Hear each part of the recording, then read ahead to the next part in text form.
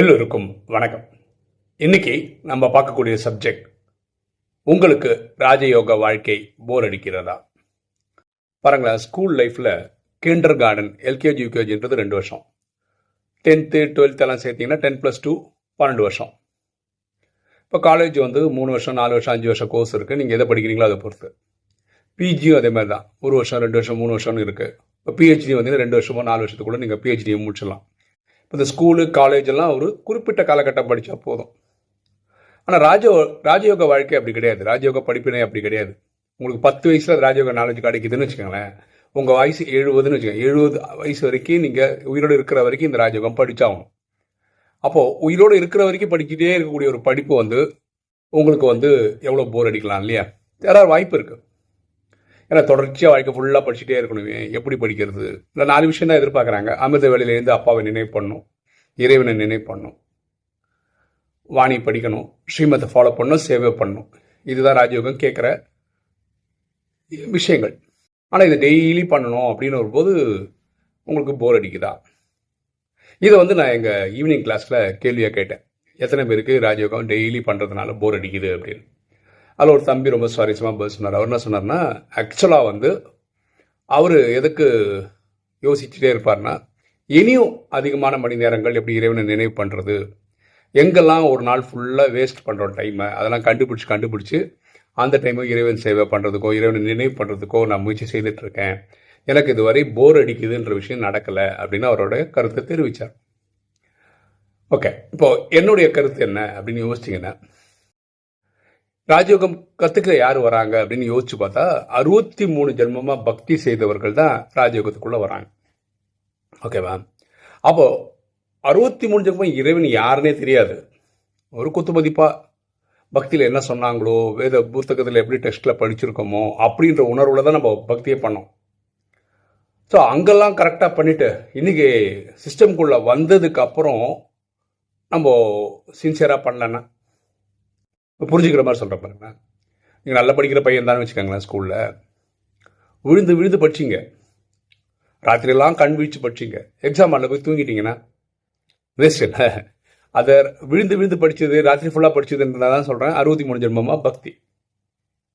ஓகேவா? எக்ஸாம் ஹாலில் போய் எழுதி மார்க் எடுத்தால் தானே நல்ல மார்க் கிடைக்கும், ஃபஸ்ட் ரேங்க் செகண்ட் ரேங்க்லாம் கிடைக்கும். அந்த முயற்சியை பண்ணலன்னா யாருக்கு நஷ்டம்? அப்போ இந்த ராஜயோகம் ப்ராக்டிஸ் பண்ணும்போது நீங்கள் சின்சியராக இருக்கணும்ல. இங்கே வந்து தூங்கின்னு இருக்கக்கூடாதுல்ல, இங்கே சின்சியராக இருக்கணும்ல. நான் வந்து இந்த ராஜயோகம் வந்து ஒரு 14 வருஷமாக ப்ராக்டிஸ் பண்ண, நிறைய வீடியோவில் சொல்லியிருக்கேன். அப்போ எங்களை எது ட்ரைவ் பண்ணுது, எங்களை எது முன்னாடி போக வைக்குது, டெய்லி இறைவனை நினைக்கிறதுக்கும் சேவை பண்ணுறதுக்கும் எது எங்களை ஃபோர்ஸ் பண்ணுது அப்படின்னு யோசித்து பார்த்தா எல்லாருக்கும் வர்றது தான். எங்களுக்கு டவுட் வரதெல்லாம் இருக்குல்ல. எனக்கெல்லாம் டவுட் வருதுன்னா நான் இறைவனை கனெக்ட் பண்ணி சொன்ன உடனே எனக்கு வாணியில் வந்துடும். உங்களுக்கும் வரும், யார் கனெக்ட் பண்ணாலும் வரும். அதே மாதிரி நடைமுறை எக்ஸாம்லாம் நிறைய விஷயங்கள் நடந்துடும். சில தினங்களுக்கு முன்னாடி சொல்லியிருந்தேன், ரெக்கார்ட் பண்ணும்போது நாய் குலைக்குது, ரோட்டில் வண்டி போகுது, கார் வருது, காக்கா சவுண்டு இருக்குது, சேவல் கூவுது, தூரத்தில் ஒரு மசூதியிலேருந்து பாங்கு அந்த சவுண்டு கேட்குது, இப்படிலாம் நிறைய சொல்லியிருக்கேன். இதெல்லாம் டக்குன்னு இறைவனை கனெக்ட் பண்ணி ஒரு வாரமாக சொல்லி ஒரு பிரயோஜனம் இல்லாத போது திடீர்னு பார்த்தீங்கன்னா, என்னப்பா இன்றைக்கி நடக்கவே நடக்காதான்னு கேட்ட உடனே எனக்கு வந்து ஒரு நோட்டிஃபிகேஷன் வந்தது. நான் கைன் மாஸ்டர்னு ஒரு ஆப் தான் யூஸ் பண்ணிகிட்ருக்கேன் ரெக்கார்டிங்க்கு. அதோட லேட்டஸ்ட் அப்டேட் ஒன்று போட்டிருக்காங்க. அதில் நாய்ஸ் கேன்சலேஷனோட வந்தது. டக்குன்னு போட்டால் செட். இப்போ இந்த மாதிரி அனுபவங்கள் நம்மளை என்ன பண்ணுதுன்னா ரொம்ப சந்தோஷமாக வச்சுக்குது. ராஜயோகத்திலே ரொம்ப முக்கியமான விஷயம் வந்து இந்த அதீந்திரிய சுகம், ஆத்மா அடையக்கூடிய ஒரு பரவச நிலை. உடல் அனுபவிக்கக்கூடிய சுகத்துக்கு பேர் இந்திரிய சுகம்னு சொல்கிறோம். அது வந்து ஒரு 5 நிமிஷம் 10 நிமிஷம் 1 ஹவர் மேக்ஸிமம் அவ்வளோதான் இருக்க முடியும். ஆனால் இந்த அதீந்திரிய சுகம் வந்து உங்களுக்கு அடிச்சதுன்னா உங்களுக்கு அது ஒரு அலாதியான இது அனுபவம் பண்ணால் மட்டும்தான் தெரியும். அப்போது ராஜயோகம் உங்களுக்கு போர் அடிக்காமல் இருக்கணும்னா இங்கே அனுபவங்கள் ஏற்படணும்னா அதிகமாக இறைவனை நினைவு பண்ணணும். உங்களுக்கு என்னென்னலாம் டவுட் இருக்குது, இறைவனை கேட்கணும், அது வானிலை நீங்கள் படிக்கணும், வானிலை ஆன்சர் வரணும். ஆன்சர் வரும்போது உங்களுக்கு வந்து நமக்காக பாபா சொன்னார், இறைவன் சொன்னார்ன்ற ஒரு ஃபீலிங் வரும்போது உங்களுக்கு போர் அடிக்காது. அதுக்கு நீங்கள் என்ன பண்ணணும், இந்த தம்பி சொன்ன மாதிரி டைப் பண்ணிட்டே வரணும் அப்படின்ற மாதிரி நீங்கள் என்ன பண்ணணும், அமிர்த வேலை பக்காவாக பண்ணணும், கரெக்டாக பண்ணணும். அந்த டைமில் இறைவனை தான் நினைவு பண்ணணும், வேறு எங்கேயும் நினைவு போகக்கூடாது, நினைவு அலையக்கூடாது, புத்தி சுற்றக்கூடாது. ஏன்னா ஆத்மாவில் இருக்க புத்தி தான் இறைவனை நினைவு பண்ணுது. அந்த புத்தி தான் நாளையில சக்திசாலி ஆகுது. அது சக்திசாலி ஆகும்போது தான் மனசு கட்டுப்படுது. மனசு கட்டுப்படும் போது தான் நல்ல தேவையான சிந்தனைகள் உற்பத்தி ஆகுது. இப்படி உற்பத்தி ஆகும்போது தான் நம்ம தேவதை ஆயிடுறோம். அவ்வளோதான் ஃபார்முலா. அப்போ என்ன பண்ணணும்? எழுந்து உட்காந்தேன்றது முக்கியம் கிடையாது. எழுந்து உருப்படியாக உட்காந்தேனா, நினைவில் உட்காந்தேனா, அது ஒரு வாணி படிக்கும்போதுனா அந்த சப்ஜெக்டில் தான் போகுதா தாட்டு, இல்லை வெளியே எங்கேயாவது அழைப்பாயுதா, இதை நம்ம செக் பண்ணணும்.